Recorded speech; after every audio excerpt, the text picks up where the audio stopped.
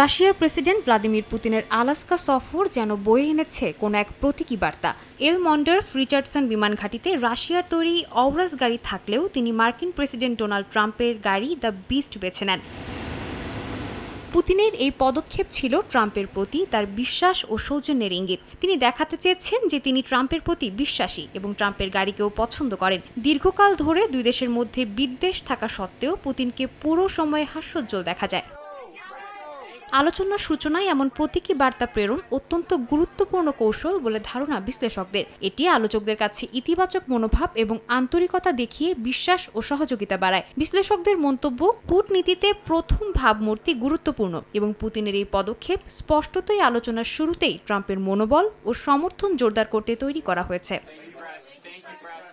সাদিয়া তাসনিম, সময় সংবাদ।